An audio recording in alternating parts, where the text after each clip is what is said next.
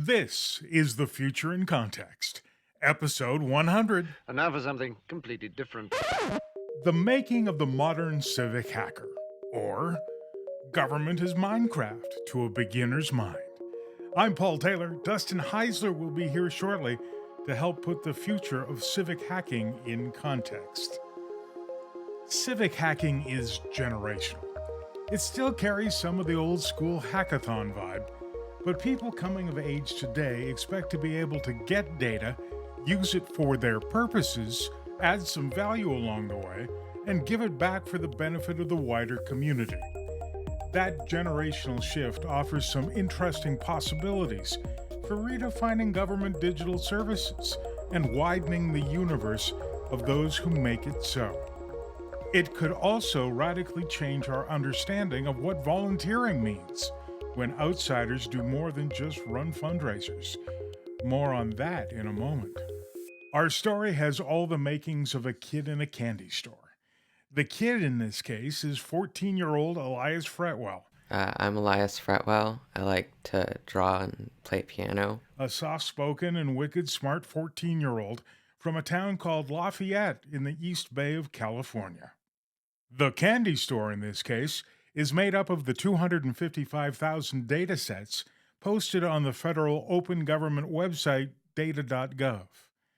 Elias had his pick from the 250,000 data sets.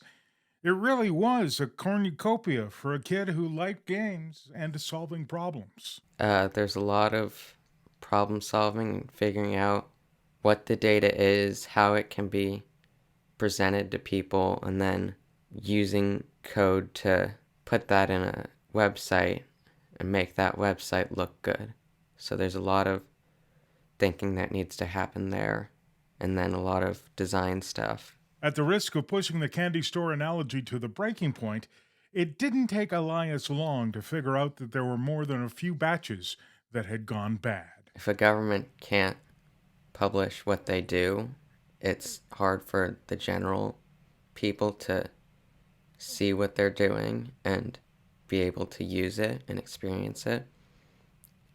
So a lot of civic hacking builds on what governments do with their data and their work. As Elias poked around the federal data repository and its lists, he saw problems. There are a few places where you can find lists of data, but it's not always clear what the data is or how you can use it. So I think they need somewhere where people can go to find data, and if they need it in a specific format or they need it to be updated, they can easily get to that. Elias persisted, spending time with the posted data sets, finding the relatively few gems in a huge pile of rocks. While government had posted the data sets, it became clear that the government itself hadn't been using them, so it didn't know that there were problems with them. It seems to me a lot of government agencies are putting out their data, but they're not using it, so they don't know if it's good, if it has a problem. There's not a good way to put feedback. Despite the limitations in the available data, Elias began doing for government what it had not done for itself. Elias came to his interest in government and technology honestly. His dad's in the business. Luke Fretwell is founder and CEO of a digital platform designed for local government called Proud City. As was the case with many new ventures and pastimes, the father-son hacking team did its first work during the pandemic. Its first hacks were around the Centers for Disease Control data about state vaccination rates in the early days of COVID. The kernel of it all, says Elias, was that his dad introduced him to APIs. My dad was talking to me about APIs, so then I went and I looked it up and I figured out how to do it, and then I wanted to find something that was interesting and build something with it. So this was in the early COVID days, so I went to the CDC website and looked at, they have vaccine data, so I made a basic vaccine with all the states and the percentage they're vaccinated. And then my dad took it and he made it look good. And that's how we got started with like our public data projects. Now remember, simple math suggests that Elias would have been only 12 years old at the time. Now, the project morphed over time into a hoverable map of weekly cases across the United States based on the CDC's National Notifiable Diseases Surveillance System, API. We've got links to that project and their other work in the show notes for this episode of TFIC. While the pandemic kept the duo pretty close to home, they found public data from the National Geodetic Survey that became the core of a SurveyMark Finder app. Elias served as lead developer on an app that pinpoints current locations because at root, all data is tied to a place. The Survey Marker app was a milestone for Elias and his dad, as coders, and at a deeper, more personal level. My favorite is the markers because it's like we can go out and see them and see what the data is. It's a map of survey markers, which are like little reference points for surveyors that they can use when they need to do something in the area.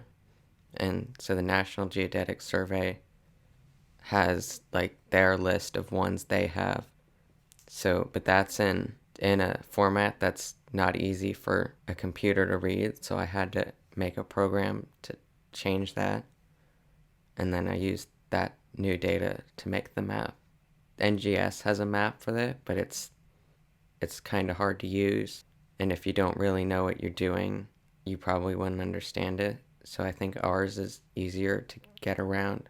With the survey markers, it's really allowed us to kind of engage with one another in a way that I can't imagine we ever would have. Like we spent hours just sort of visiting the Bay Area, kind of urban scouting, urban exploring parts of the Bay Area that we've never seen before. And, it's just like we spend time in the car talking and we're exploring and we're problem solving when we disagree on when we think we can find the survey marker and how much time we should spend on finding something that one of us may think is not there. And it's just been really great. It's been an amazing experience. It's been an opportunity to connect with him in a way that I never had imagined that I would. His dad helped, but Elias learned how to hack alongside friends at a venerable but sometimes overlooked public institution, the library. The library was offering over the summer like a scratch camp. So I did that, and that's where I started with coding. I can't say enough about the library's role, or libraries, plural, in general. They're the opportunity for them to create space for kids at an early age to get excited about coding. The nearby Contra Costa Library offered a summer scratch camp based on the MIT-developed coding environment for kids. Elias signed up.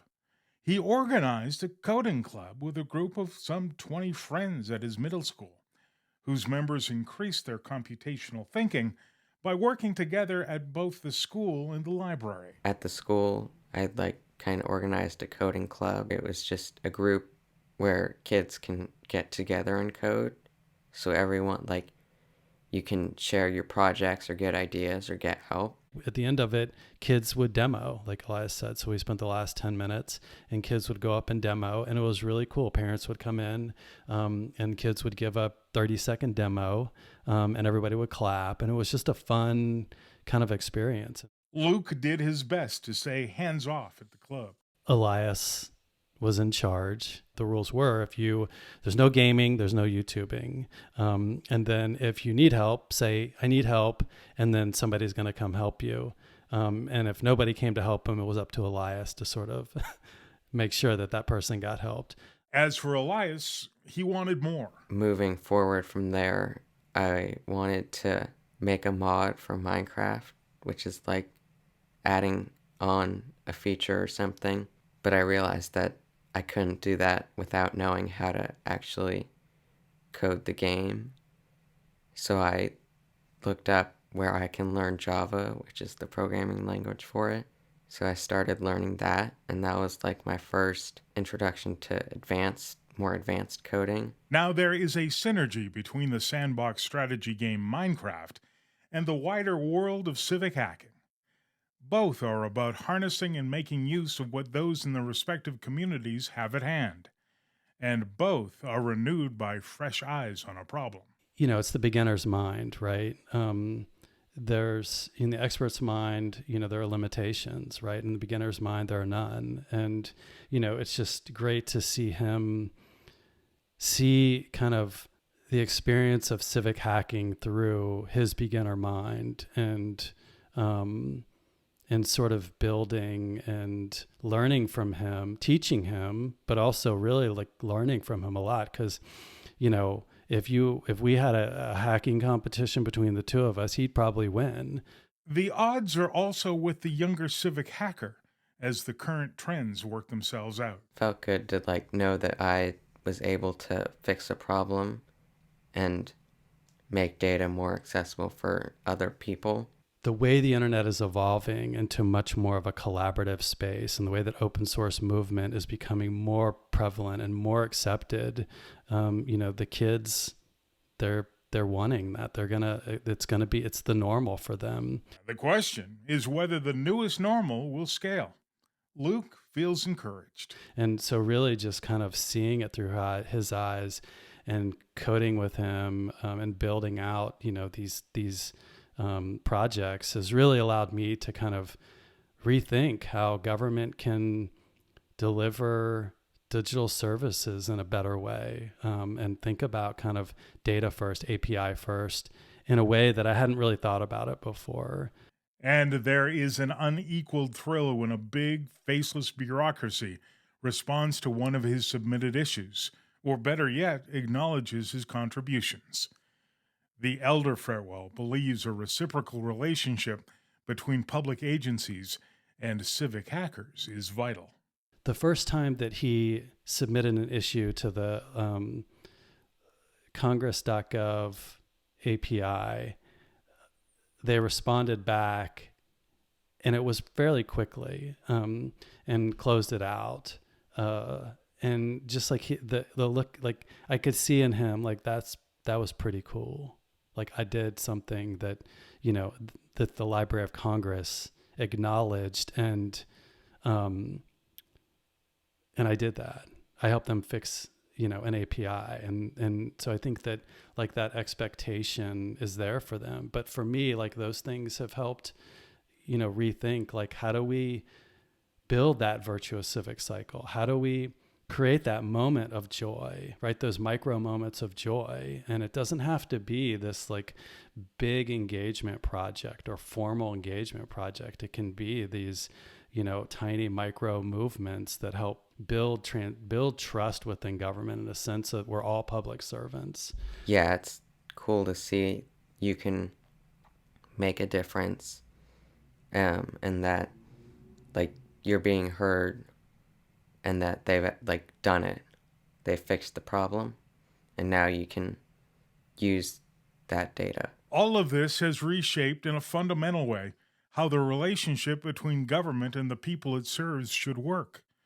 Members of the public could come alongside public agencies in inventing the next app, finding new uses for public data, and realizing new value for a wider public. Government can be collaborative and help facilitate creativity, but also bring moments of joy. There's opportunities to bring these micro moments of joy beyond just the I voted sticker. Our Chief Strategy and Innovation Officer, Dustin Heisler, has been listening in on all of this. He's also known Luke for a long time, and he has a kid about the same age as Elias. You see big promise in this small story. What's encouraging about Elias is, he's found kind of a hunger to be able to plug into things that have real world impact. And I think we'll see a lot more of that. Now, short of cloning Elias to serve in the government workforce, there is a there. I think there's also an opportunity for public sector agencies to think about how they go deeper into people like Elias, into their age bracket, and figure out how do we plug them into work that allows them to give back. The net in all of this is that this generation of civic hackers may fundamentally change our notion of what it means to volunteer. The notion of volunteering needs to be reframed with the new generations. I mean, when you think about how we engage younger demographics traditionally, we have them do fundraisers to raise money for, park dedications, and they'll sell water bottles at a, civic event. The new generation, they're hackers. They are civic hackers, and they have the ability to do far more than fundraise and sell water bottles and popcorn. We should be plugging them into the apparatus of government and letting them reverse mentor us on new approaches to things, how they're looking at technology. And, I think in the process of doing that, we'll get them excited about, the ability to have a future in the public sector, whether it's a direct career or whether it's just a passion project on the side. So that's what excites me about, kind of what Luke and Elias are doing. So we end where we began. For people in Elias's generation and younger, government is Minecraft to a beginner's mind. And that will do it for episode 100 of TFIC, The Future in Context. Be sure to check out the companion feature on Elias in the summer issue of Government Technology magazine at govtech.com. Our thanks to Dustin for helping to put civic hacking in context. Our editorial and production team also includes Lauren Kincaid, Noel Nell, Zoe Manzanotti, and Kaylee Tedrow. Our editor-in-chief is Kathleen Robinette. You can listen and subscribe to TFIC for free on your favorite podcast app, or stream it anytime at govtech.com or governing.com. I'm Paul Taylor. Until next time, thanks for listening.